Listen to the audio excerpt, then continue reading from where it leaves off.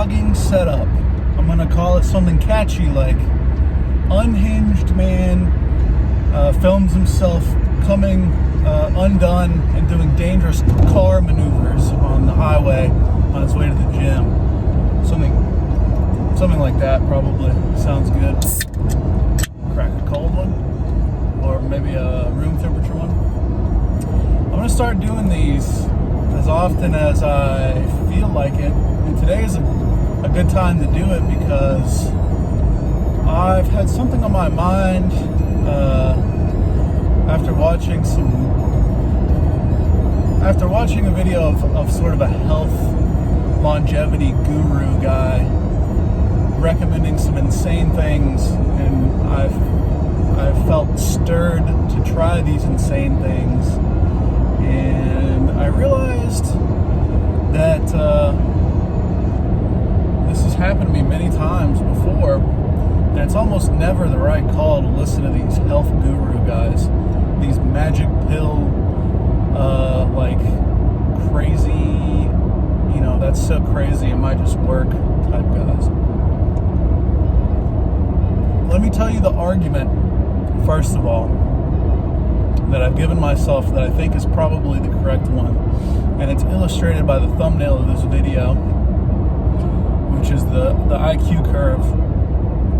On the low IQ end, you've got, your idiot saying, just exercise and eat healthy. And then that's mirrored on the high IQ side, just exercise and eat healthy. And then the guy in the middle is saying something like, no, you don't get it. You have to be a vegan. You have to take NAD to extend your lifespan. It's, according to studies, you're not optimizing the neural pathways. And you can literally worry yourself to death about what the best or what you're missing out on in your routine. And if instead you just focused on exercising and eating healthy, which, come on, don't delude yourself into thinking that eating healthy is some mysterious entity. I'm sure that you could come up with a reasonable eating healthy model, okay?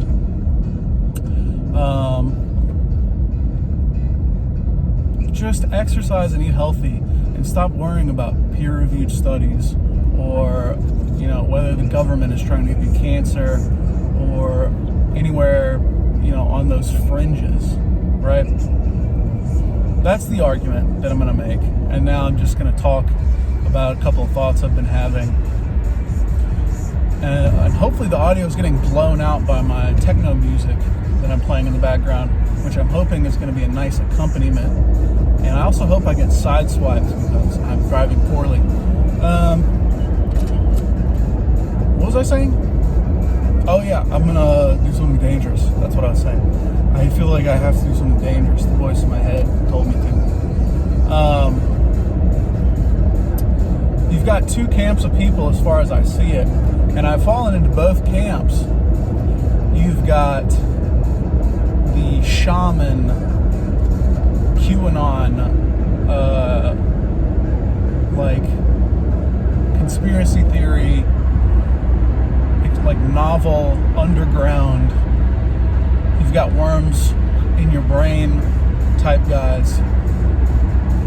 You're going to be giving yourself coffee enemas. You're going to be drinking bleach. You're going to be so on and so forth. Okay, I really think carnivore guys tend to fall into this camp. And why do these guys have this position? I think that they've generally been sort of radicalized by the fact that they were sold a lie on saturated fat and also on other things that are controversial, but for a long time it was accepted that saturated fat was what was causing heart disease and general unhealthiness. And that was basically shown to be false, even though it was touted as basically 100% factual by the science-based community. It is a reaction to science being wrong about something that actually caused unbelievable damage to the population at large. So I don't blame these guys for their stance. I do think they take it way too far, and this goes for both sides, if you allow yourself, think through what's the logical conclusion of the viewpoint that you cannot trust science, nothing can be trusted. I think it's tantamount to nihilism. It's just that there's no, how can you know anything, right? It's some kind of a parallel to rationalism or something. I don't know. But I get it, okay? I get the sentiment. You cannot trust everything the science says. And I would say that it's best to just keep an open mind and run experiments on yourself, but also don't allow yourself to be taken away by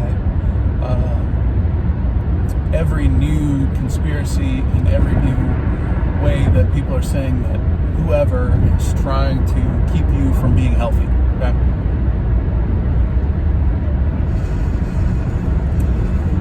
There is camp 1.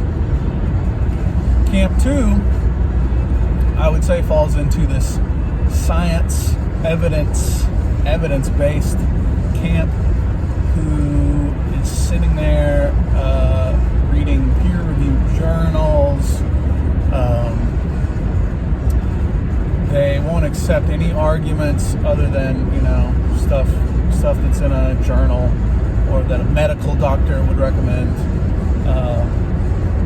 And I think they'll really do anything but actually implement the things that they're saying is worth doing, because there's no optimal science routine. Science is an industry, and optimizing your routine is an industry. Therefore, you'll never come up with an optimal solution. And you wouldn't come up with an optimal solution anyways, because these studies are for general populations. What do you care about general populations other than as a starting point for an individualized routine? Okay? I guess that's my argument against them. And also, science definitely has lied in the past, and science is not definitive. It's an evolutionary process, obviously. And science tends to swing hard one way and come back the other direction.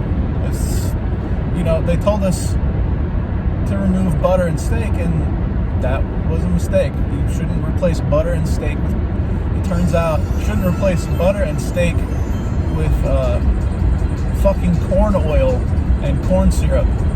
And, big surprise, I guess.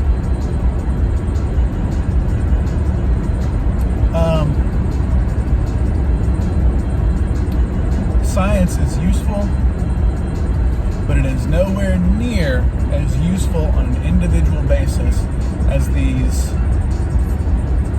camp would make it out to be. And also, science, honestly, especially health science, is not cutting edge. It is not cutting edge, okay? And at least in strength and conditioning stuff, anyone will tell you experimental design for strength and conditioning stuff, it is dubious at best. And I wouldn't doubt it if health studies were similar. And the animal, the freak guys, the primal raw liver dudes, they have a point when they say that there's no money to be made in homeopathic medicine.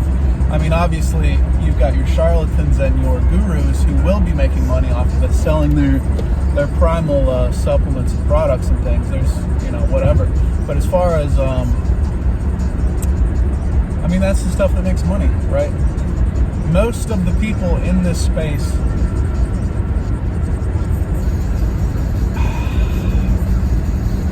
I don't want to say this, but they probably value making money more than actually making you healthy. So if you're going to take this stuff seriously, don't be buying supplements. Don't be buying... You're not going to buy your way out of it, okay? Start with what everyone agrees upon. And if they don't agree upon this, I don't know. I think that at some point, we have to agree on some sort of universal truths. And the universal truth that I've arrived at is that you should just exercise and eat healthy. Okay? That's an oversimplification. I think you can probably, who wouldn't agree that getting sleep is good? You should probably recover from your workouts. Just stop looking for the magic bullet and start applying the foundational truths that we all know to be true, but can't necessarily prove or disprove one way or another. And they might not be sexy, okay? You're not going to be chugging a gallon of your own urine, which is real. That's a thing that people do. I don't think you probably don't need to do all that. You probably need to focus on important things. If you're not exercising or eating healthy, you have no business focusing on these fringe things. Okay? That was probably incoherent. I hope that made a little bit of sense, and I also hope the audio wasn't totally blown out. But that's it, guys. Let me know what you think. Peace out. Bye.